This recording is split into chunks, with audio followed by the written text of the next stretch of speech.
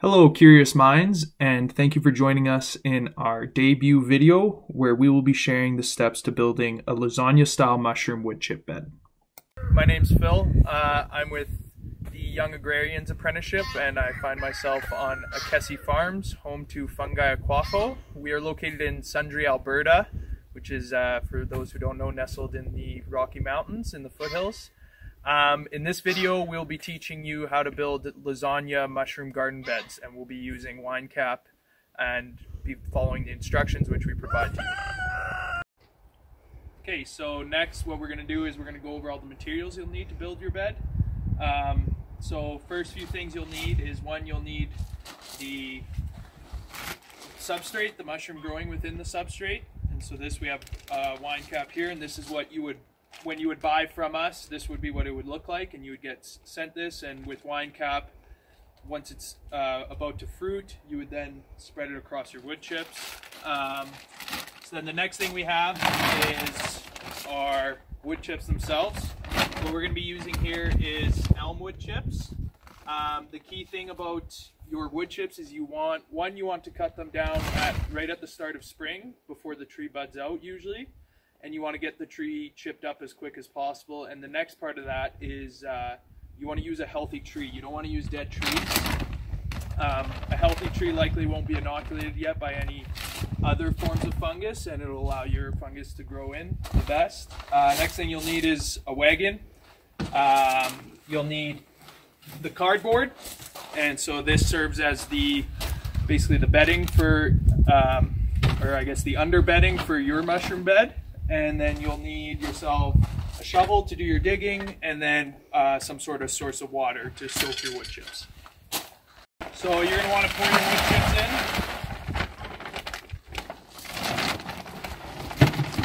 And then depending where you get your wood chips, likely they'll be dry. And so you'll need to soak them. And so that'll take, you want to fill your wagon with water, and that'll take up to 1.5 hours to get your wood chips soaked. So we'll go ahead and fill it with water and do that step next. Hey Phil. Yes, Megan? Why are you using elm wood chips? Well, so ideally you want to use some sort of deciduous tree and non-fruit bearing. Fruit bearing trees usually typically are antifungal in nature, and so clearly the mushrooms won't grow on them. And then also coniferous trees don't work as well. So usually you want to avoid using any coniferous trees, but a ratio of, like, you could have a 75 to 25% ratio of coniferous trees, sorry. Okay, but that's just for wine caps, right? Yeah, all mushrooms.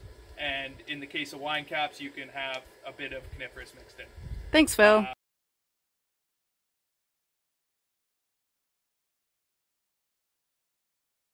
So we'll talk about site selection and what you should look for.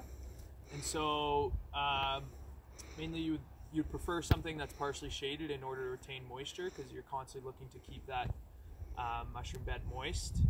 And then you're looking for something that's low disturbance. You don't want to be constantly digging up around the area or stepping all over it or anything like that. What's in this bed, Phil? So in this case, what we have is just 3 rhubarb plants. And so rhubarb is something that grows early, provides heavy shading, as well as is basically a no disturbance plant. And so this is the bed we've chosen. And what are we going to do next, Phil?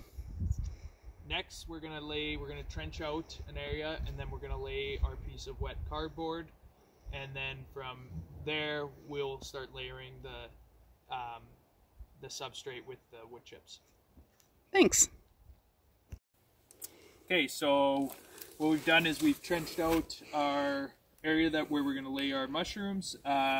Then we've laid down the wet cardboard, and then the next step is to massage up the bag that you get in order to break it up and then spread it out evenly.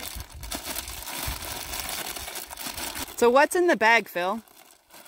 So in this bag we have a sawdust mix. It's mixed with sawdust, bran, gypsum, and then wood pellets as well, all mixed up with water.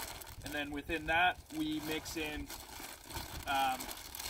grain which has been inoculated with the mushroom, and then what happens after that is the mushroom then spreads around the sawdust, and the sawdust provides food as well as surface area for the mycelium to grow. So now that we have the bag more or less broken up, what we'll first do is we'll spread half the bag along the cardboard, then we'll cover it with half of the wood chips, and then we'll do another layer and then a final layer of wood chips. Something to note is typically this bag could be used to cover between 1 to 2 square meters of soil, and the less you do, the more concentrated your mycelium will be per area, so you'll likely have better results. And another thing to speak to is the wood chips we use allow for perennial growth of the mushroom, and every spring, at least every spring, you should be providing it more wood chips, which is food for the mushroom to grow. You could also do this with straw, but in that case, that'll be a one-time thing, and then you'll have to redo it every year. Okay, so we'll spread it out and not step in the garden bed.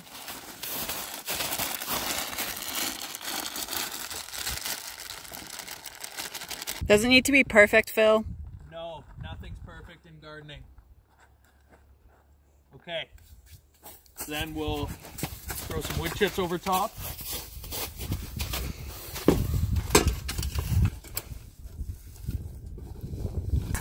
And we'll spread out the remaining mycelium.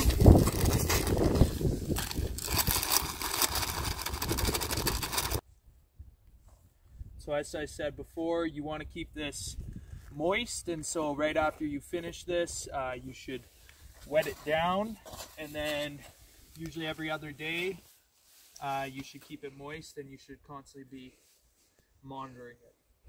What happens if you add too much water and create a swamp? Your mushroom will be basically drowned out, and it'll not survive. So yeah, you definitely don't want to be over watering. It's basically you just want to be able to feel the moisture when you touch it with your hand. And then we'll do the last layer of chips.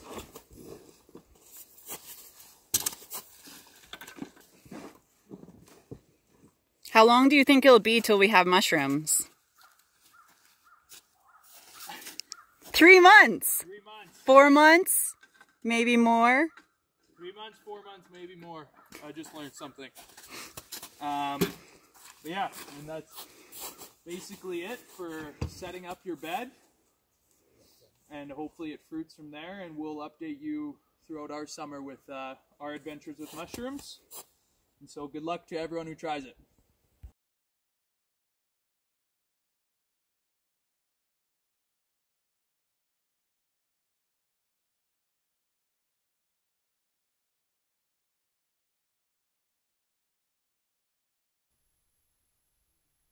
Thank you for watching our video. Stay tuned for more content, and feel free to like, subscribe, follow, and review us as we strive to spread the knowledge on the world of fungi. And for the time being, keep on experimenting.